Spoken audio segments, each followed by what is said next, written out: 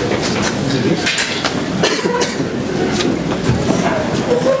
want to thank everyone for bringing us together today, talking about the issues. I want to start off by saying I want to welcome my lovely wife, Mary Kay, of 34 years, who's here with me today.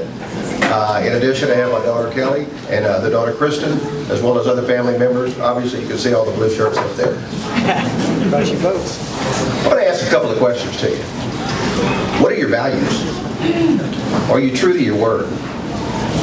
Wouldn't it be nice, and I'm going to say this in a satirical way because it's not aimed at anyone, wouldn't it be nice to know that a candidate will tell you the truth? I'm going to tell you why I say that in just a few minutes. But I want to tell you a little bit about who I am and why I think I am uniquely qualified. I'm a 40-year businessman that has never run for public office. But I've worked for 4 different Fortune 500 companies. I'm on Wall Street, been there for 36 years. I managed an office at Merrill Lynch in Lake Charles, Louisiana, with $2 billion of assets. That's not M, that's a B. I personally manage about $375 million in Lake Charles, Louisiana. What that tells you is I have made some very tough decisions in some very adverse times. For some of you that follow Wall Street, I started in 1982. The Dow was under 700. Today it's over 26,000. So I think you can say I've seen a whole lot in my career. But I'm also a strong believer in telling the truth. I'm going back to what I said a moment ago. The career I've chosen for the last 36 years requires clear and transparent communication. That means you got to tell the truth. If you happen to go to my website, you're going to see a link on my website. If you hit that link, it will take you directly to my disciplinary record in my career. For 36 years on Wall Street, I've had no verbal complaints. I've had no written complaints. And for my 14-year management career at Merrill Lynch, no employee that has ever worked for me has anything on their record. We tell the truth, and we act ethically. I'm a strong believer in giving back to the community. Some of the strongest economic engines in this community I've volunteered for. I was on the Chenal Industrial Airport Authority for 3 years. I understand what that 2-mile runway brings to the table for Southwest Louisiana. All the jobs that have been created out there. We need to continue to support Chenal Industrial Airport. It is vital to Southwest Louisiana.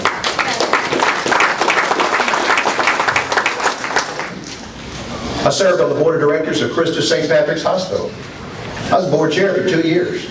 No, I am not a physician at all, but I understand what they put up with every day. It's a tough job, but it's important that we have a sound healthcare network in this community to service Southwest Louisiana. I understand what Moss Regional Hospital does. My mother was an employee there for approximately 35 years. This is a segment of Southwest Louisiana we have to continue to support. I understand healthcare, and I'm going to support Moss Regional Hospital. I'm currently the board president for the Port of Lake Charles. $100 billion of economic expansion going on there. No learning curve for me at all on what's going on out there.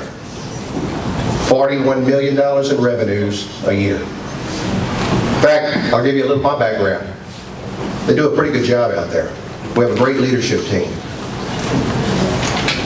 If y'all are familiar with Standard & Poor's and Moody's, these are credit rating agencies that rate states, municipalities, and entities around the country.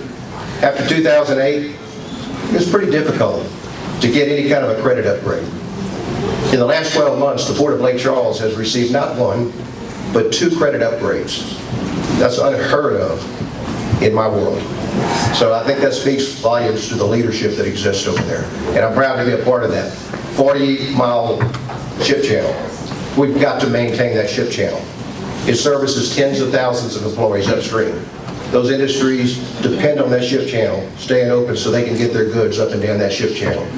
And I'm a strong believer in supporting the economic engines of Southwest Louisiana.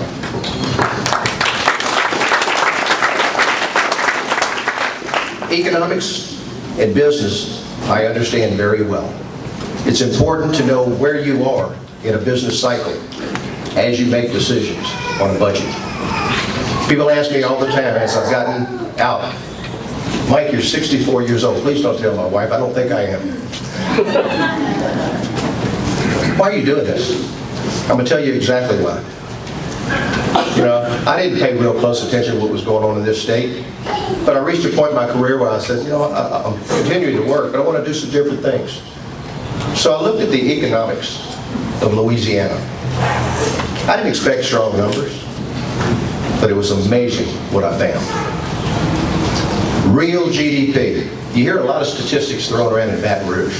This is what I do for a living. The one that counts on GDP is real GDP. And here's what that means. That doesn't account for CPI or price increases. This is the real activity that's occurring in your economy. The United States of America, for a 3-year time frame, and you use 3 years. You don't pick 1 year because it might be an aberration. You create a trend by looking at 3 years. The 3-year average for real GDP growth in the United States from 2016 through 18 was 2.5%. In the state of Louisiana, 0.6%. We're operating at 25% of the national average. That's amazing. We just put a budget in recently, 7-year budget. It's got 6 years left on it. People ask me as I walk around, Mike, I know you understand business and you know, you got to pull that lever. What would you have done on that vote? Well, I'm going to go right back to what I just talked about, GDP. I don't accept the fact that we can't even be average. I just told you we're operating at 25% of the United States national average on GDP growth. But if we'd have just been average in those 3 years, before you raise one tax on that budget, before you cut one expense on that budget, we'd have had over $400 million in additional revenues if we were just average. And I don't accept that we can't even be average. I'd love to tell you we're going to be Texas and grow at 5%. We're growing at 5% around here. We are the engine that carries the state of Louisiana right now. But inclusive of that, the state's growing at 0.6%. And that tells me we're not real business friendly. The economy has recovered in the last 10 years. But rising tide has not lifted all boats. We have been left behind. And I got to ask the question, why is that the case? Oil prices have doubled. Everybody knows that. This is a state that thrived upon oil production.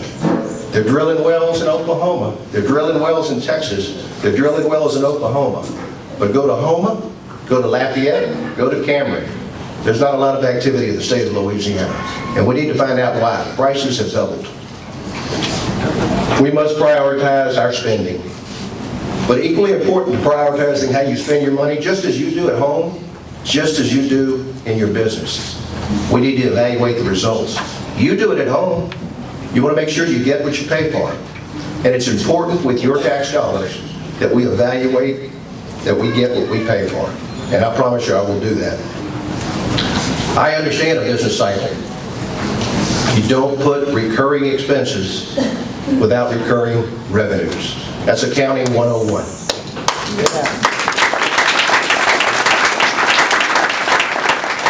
That would be equivalent to you getting a notice that you're going to be laid off in 6 months and your local plant is going to close. But you go out and buy a new car, $500 a month. At the end of that 6 months, you got a problem. So you have to act as a business would. You have to look forward, not backwards. I'm going to give you a free look on the economy. Again, this is what I do. Anybody have any idea why gas prices are going down at the pump? It's because the economy is slowing down nationally. Supply and demand dictates what prices do. Demand slows down when an economy slows down. That's why the prices are coming down. They're not giving us a gift. They're not giving you a pay raise by lowering the price for you. The economy is slowing down. So you ask yourself one question. We didn't participate when the economy was doing well. Are we going to participate when the economy is not doing well? Hopefully we can stymie that. Here's a free look at economics. Well, there's always a benefit to something negative. The economy slowing down. The last few months interest rates have been coming down. So if you consider a mortgage, you're going to see a much lower rate. It's already been going on for about 90 days and will probably continue. But hopefully we can stop the slide and turn back up again.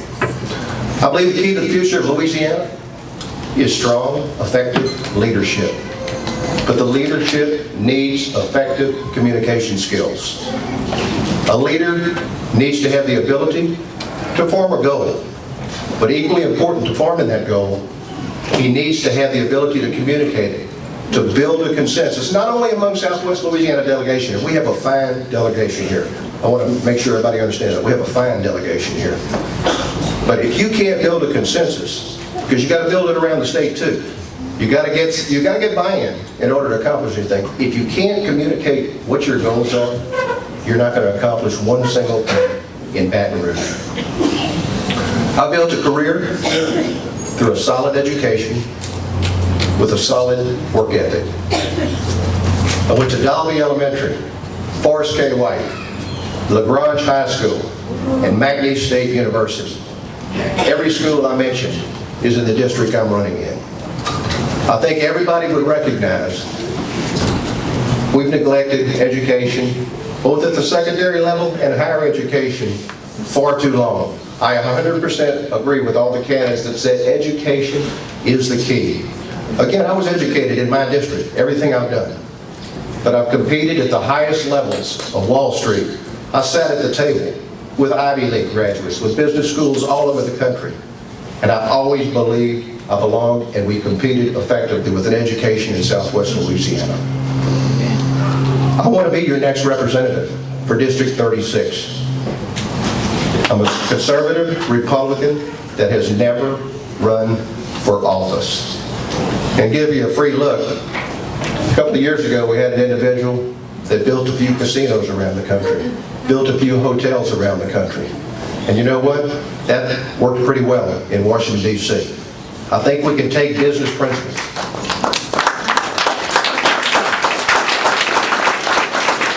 I believe we can take business principles and even use that in governmental accounting. The reason we lost one of our congressmen in Washington on the last census count is because we've lost population. We lost 10,000 people again this past year. We've got another census count coming up. I don't know what's going to happen, but we've got to end the out-migration of our citizens. I didn't have an opportunity 40 years ago. I had to leave. Both of my children had to leave. This is why I'm running. We have got to change the direction of this state. We've got to bring business back to this state, and obviously we want to be able to keep our kids here.